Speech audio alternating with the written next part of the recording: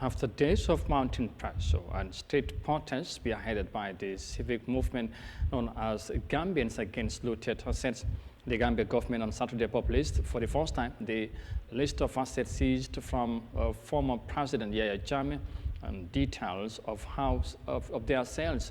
The release came amid heavy criticism of course, sacred elite enrichment and the arrest of dozens of protesters in a police crackdown earlier in the week.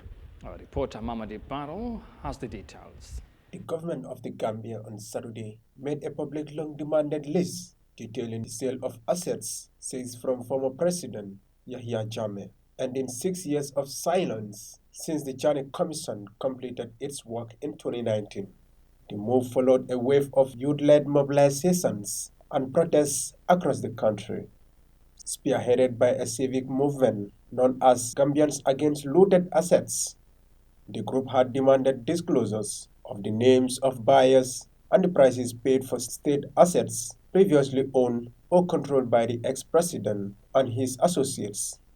Earlier in the week, police arrested dozens of members and sympathizers of the group after the Inspector General's office denied them a permit to protest.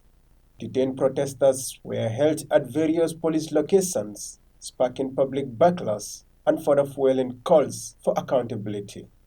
In what many now view as a reaction to the growing unrest, the government on Saturday not only released the detainees but also published the long-awaited asset sale list featured in page 7 to 10 of this newspaper.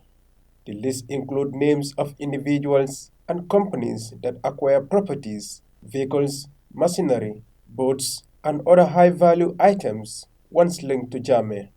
However, instead of resolving public concerns, the disclosures have stirred further outrage. Activists and civil society groups were raising questions about the legitimacy and transparency of the sales, with many pointing to suspiciously low prices attached to several high-value assets. The list's publication has revived scrutiny of the Jammeh Commission's findings, which in 2019 accused Yahya Jammeh of embezzling more than $1 billion and misappropriating vast state resources. The Commission recommended the seizure of hundreds of properties, bank accounts, businesses, and luxury vehicles tied to the former president and his inner circle. Since then, critics say the government has been reluctant to provide updates on the implementation of the Commission's recommendations or on the process by which assets were liquidated. Protesters and civil society actors argued that the government's delay in publishing the asset sale list reflect a broader pattern of opacity, particularly in areas involving public finance and anti-corruption.